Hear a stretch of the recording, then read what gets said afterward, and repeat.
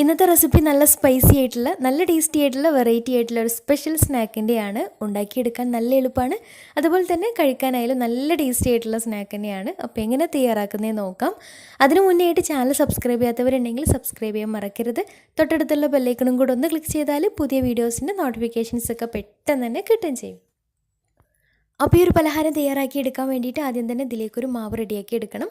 അപ്പോൾ അതിന് വേണ്ടിയിട്ട് ഒരു ബൗളിലേക്ക് 1/4 കപ്പ് മൈദ ചേർത്ത് കൊടുക്കാം. ഇനി ഇതിലേക്ക് 1 ടേബിൾ സ്പൂൺ പഞ്ചസാര ചേർത്ത് കൊടുക്കാം. കൂടെ തന്നെ 1/2 ടേബിൾ സ്പൂൺ ഇൻസ്റ്റൻറ്റ് ഈസ്റ്റും കൂടി ചേർത്ത് കൊടുക്കുന്നുണ്ട്. എന്നിട്ട് ഇതിലേക്ക് പാകത്തിന് ഉപ്പും കൂടി ചേർത്തിട്ട് നന്നായിട്ടൊന്ന് മിക്സാക്കി എടുത്തതിന് ശേഷം പിന്നെ ഇതിലേക്ക് ഒരു കോഴിമുട്ട പൊട്ടിച്ചൊഴിക്കാം. പിന്നെ മുട്ട നിർബന്ധമൊന്നുമില്ല, ചേർത്താൽ നല്ലതാണ്, ചേർത്തിട്ടില്ലെങ്കിലും കുഴപ്പമൊന്നുമില്ല. അപ്പോൾ മുട്ട ചേർത്തിട്ട് നന്നായിട്ടൊന്ന് മിക്സാക്കി എടുത്തതിന് ശേഷം ഇനി ഇതിലേക്ക് ഇളം ചൂടുള്ള വെള്ളം ഒഴിച്ചിട്ട് പാകത്തിന് കുറേശ്ശെയായിട്ട് വെള്ളം ഒഴിച്ചിട്ട് നമ്മൾ ചപ്പാത്തിക്കൊക്കെ കുഴച്ചെടുക്കുന്ന രീതിയിൽ നന്നായിട്ടൊന്ന് കുഴച്ചെടുക്കാം. ഇളം ചൂടുള്ള വെള്ളത്തിന് പകരമായിട്ട് ഇളം ചൂടുള്ള പാല് വേണമെങ്കിലും ചേർത്ത് കൊടുക്കാം. ഞാനിപ്പോൾ വെള്ളമാണ് ചേർത്ത് കൊടുത്തിട്ടുള്ളത്. ഇനി ഇത് നന്നായിട്ടൊന്ന് കുഴച്ചെടുക്കാം. കുഴച്ചെടുക്കുന്ന സമയത്ത് ഇതിലേക്ക് ഒരു 1.5 ടേബിൾ സ്പൂൺ ഓയിലും കൂടെ ചേർത്തിട്ട് നന്നായിട്ടൊന്ന് കുഴച്ചെടുക്കുന്നുണ്ട്. അപ്പോൾ നല്ല സോഫ്റ്റായിട്ട് നന്നായിട്ട് കുഴച്ചെടുത്ത് കഴിഞ്ഞാൽ ഇനി ഇതിൻ്റെ മുകൾ ഭാഗത്തായിട്ടും പാത്രത്തിൻ്റെ സൈഡിലായിട്ടൊക്കെ കുറച്ച് ഓയിലൊന്ന് ബ്രഷ് ചെയ്ത് കൊടുത്തതിന് ശേഷം അടച്ച് വെച്ച് കുറച്ച് സമയം ഒന്ന് റെസ്റ്റ് ചെയ്യാൻ വേണ്ടിയിട്ട് വെക്കാം. ചുരുങ്ങിയത് ഒരു 1.5 മണിക്കൂറെങ്കിലും റെസ്റ്റ് ചെയ്യാൻ വേണ്ടിയിട്ട് ആ സമയം കൊണ്ട് ഇതിലേക്കൊരു ഫില്ലിങ്സ് റെഡിയാക്കി എടുക്കാം. അപ്പോൾ അതിന് വേണ്ടിയിട്ട് ഒരു പാൻ സ്റ്റൗവിൽ വെച്ചിട്ടുണ്ട്. എന്നിട്ട് അതിലേക്ക് 1.5 ടേബിൾ സ്പൂൺ ഓയിൽ ഒഴിച്ചു കൊടുക്കാം. ഇനി ഇതിലേക്ക് അത്യാവശ്യം വലുപ്പത്തിലുള്ള 2 സവാള ചെറുതായിട്ട് കട്ട് ചെയ്ത് എടുത്തിട്ടുണ്ട്. അപ്പോൾ അതും കൂടി ചേർത്തിട്ട് നന്നായിട്ടൊന്ന് വഴറ്റിയെടുക്കാം.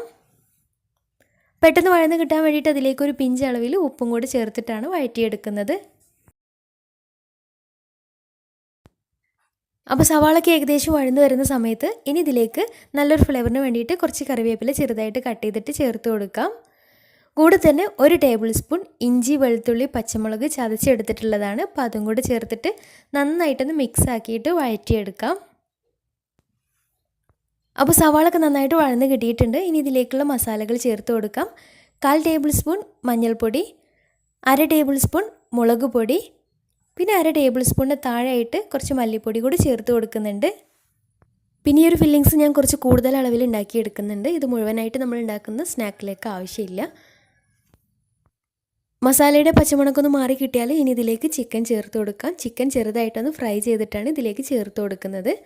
അപ്പോൾ മഞ്ഞൾപ്പൊടിയും കുരുമുളക് പൊടിയും ഉപ്പും ഇഞ്ചി വെളുത്തുള്ളി പേസ്റ്റും കൂടെ ചേർത്തിട്ട് കുറച്ച് വിനാഗിരിയും കൂടെ ചേർത്തിട്ട് നന്നായിട്ടൊന്ന് മസാല തേച്ചിട്ട് ഫ്രൈ ചെയ്തെടുത്തിട്ടുള്ളതാണ്. ഒരുപാട് ഡ്രൈ ആയിട്ട് ഫ്രൈ ചെയ്തെടുത്തിട്ടില്ല, ഒരു 1/4 ഫ്രൈ ആക്കിയിട്ടാണ് എടുത്തിട്ടേ ഉള്ളൂ. അത് ചെറിയ പീസാക്കി കട്ട് ചെയ്തിട്ട് ഇതിലേക്ക് ചേർത്ത് കൊടുക്കാം.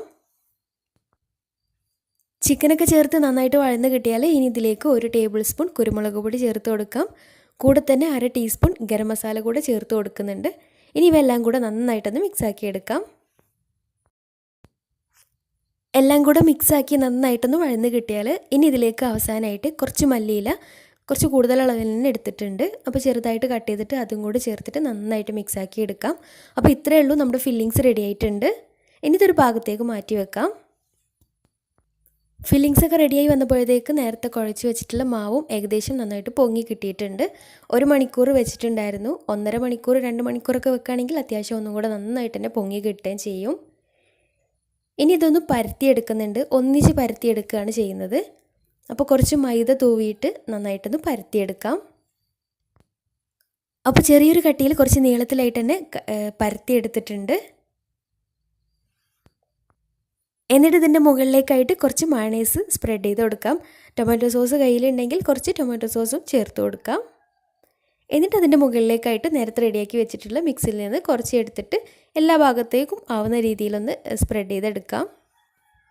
ഫില്ലിങ്സ് കുറച്ച് കൂടുതൽ അളവിൽ തന്നെ ചേർത്ത് കൊടുക്കുകയും ചെയ്യാം. ഇനി ഇതുപോലെ പകുതിയായിട്ടൊന്ന് മടക്കി കൊടുക്കാം. എന്നിട്ട് സൈഡ് ഭാഗമൊക്കെ ഒന്ന് കൈ വെച്ചിട്ട് നന്നായിട്ടൊന്ന് ഒട്ടിച്ച് കൊടുക്കാം. ഇനി ഇതുപോലെ നീളത്തിൽ കട്ട് ചെയ്തെടുക്കുന്നുണ്ട്. നമുക്ക് ഇഷ്ടമുള്ള ഷേപ്പിൽ ചെയ്തെടുക്കാം കേട്ടോ. പിന്നെ ഇതുപോലെ തന്നെ ചെയ്യണമെന്നൊന്നുമില്ല. അപ്പോൾ എല്ലാതും ഇതുപോലെ ചെയ്തെടുത്തിട്ടുണ്ട്. ഇനി ഇതിൻ്റെ ഓരോ പീസിൻ്റെയും സൈഡ് ഭാഗം വേണമെങ്കിൽ ഒന്ന് ജസ്റ്റ് പ്രസ് ചെയ്ത് കൊടുക്കാം കേട്ടോ, ഒന്ന് ഒട്ടിച്ച് കൊടുക്കുകയും ചെയ്യാം.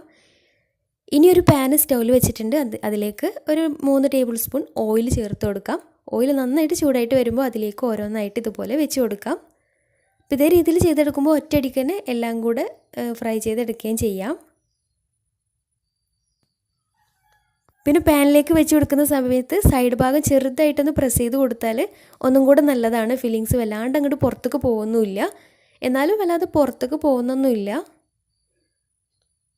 അപ്പോൾ ഓരോന്നായിട്ട് വെച്ച് കൊടുത്തിട്ട് ഇനി അടച്ച് വെച്ച് ലോ ഫ്ലെയിമിൽ ഒരു 5 മിനിറ്റ് ലോ ഫ്ലെയിമിൽ അവിടെ തന്നെ കിടക്കട്ടെ. ഒന്ന് നന്നായിട്ട് പൊങ്ങി കിട്ടുകയും ചെയ്യും.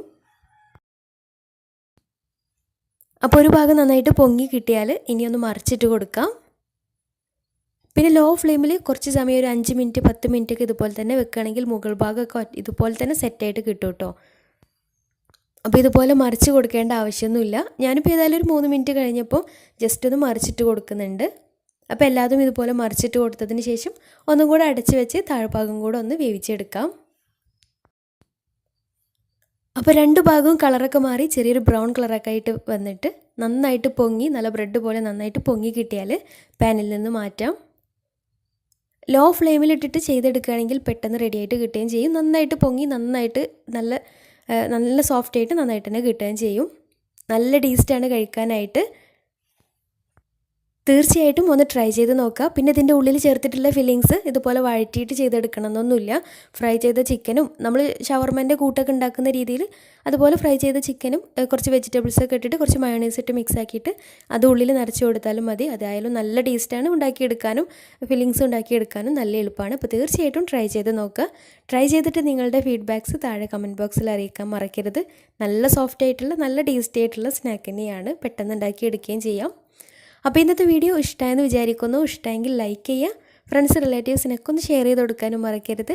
അപ്പോൾ നല്ല അടിപൊളി വീഡിയോയുമായി വീണ്ടും വരാം. അതുവരെ take care. Bye. Thank U.